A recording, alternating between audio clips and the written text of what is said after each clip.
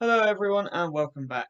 The first week of the 2022 Vuelta a España has been completed. We move on to some mountain stages this weekend, but here's a look back on week one and I give you my talking points from the race.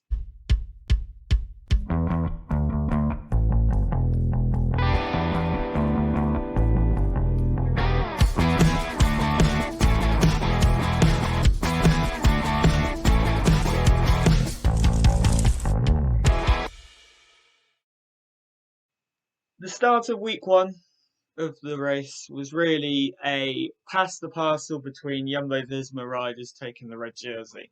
They dominated the team time trial, which meant Robert Hessink took the red jersey the first stage. Mike Tennyson took it on stage two after sprinting to fourth in Utrecht. Eduardo Affini and then Primoz Roglic took the stage and red jersey on stage four. And it really was shaping up to a what back injury for Primoz Roglic, almost like Wout van Aert in his knee before the Tour de France.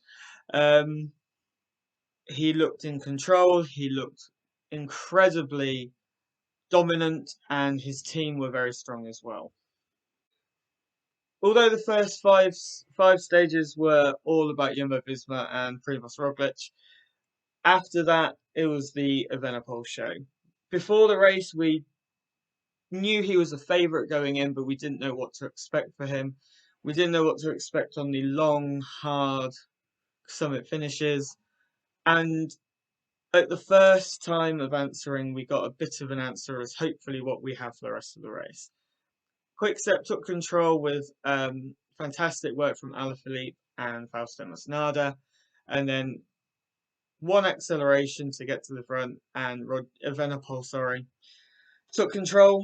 He got a gap on everyone but Enric Mas, and now he holds a almost 30 seconds lead over the Spaniard, over a minute over everybody else. It was a surprise to see Primoz crack or show the first signs of weakness, and Evenepoel has taken control, and with the TT to come, he'll not lose any big time to Primoz. In fact, I think he'll gain time. The advantage is definitely with Remco Evenepoel after week one. Away from the GC action for a minute, and it was fantastic to see Sam Bennett get back into some form and get that winning feeling again. However, he wouldn't have done it without the incredible lead out of Danny Van Poppel. They came into the race looking like they were going to go for all for Jai Hindley and the red jersey, but they took Bennett, they took Mullen and Danny Van Poppel, and he has repaid them. In fact, the three of them have repaid them for the selection already.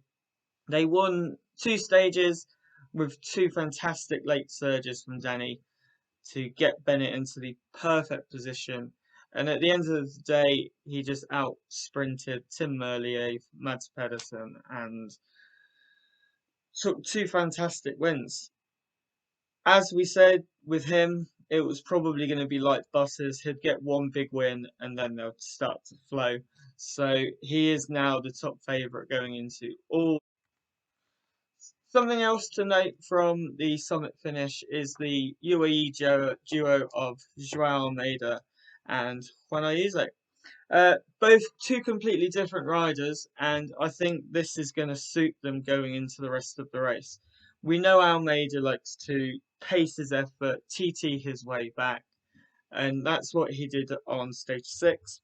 He was dropped early. I didn't see him even, not just because of the fog, but he got back to that Primoz Roglic group and only lost a minute 37 to Vine and a bit less to Evenepoel. Whereas Ayuso likes to attack, he's a young rider, he likes to be aggressive, and that's exactly what he did. He finished, what was it, 30 odd seconds behind Remco and 30 seconds ahead of the peloton. Well, the GC group, not the peloton. And that's going to suit UAE, I think, for the rest of the race. I think they've got to put them as co-leaders now. We don't know what Ayuso is going to be like in week 2 and 3, but let him have his fun. At the beginning, it was all for Almeida, but now they've got to let Ayuso go a bit rogue and actually legit rogue, not him just deciding to attack. Looking ahead to week 2, and I think these next 3 stages will be pivotal for who is in the frame to win the Vuelta. We have 2 summit finishes. In fact, today is a very hard mountain stage. And on Tuesday, after the rest day, we have a long ITT. So it's really down to today and tomorrow for the climbers to put Roglic and Evenepoel under some pressure because they'll lose some big time. Someone like Enric Mas, for example, will probably lose a minute to 90 seconds in the ITT and potentially even more. So they really need to be aggressive on these stages to give themselves that leeway. If they are 20 seconds behind the Evenepoel, at least then it's not going to be quite so bad. After the TT, you've got a couple of sprint days that will suit Sam Bennett and a couple of punchier days that will suit the likes of Hayter and Mads Pedersen. Um, I'm looking forward to it. I am actually at home as well most of the time to be able to watch this second week.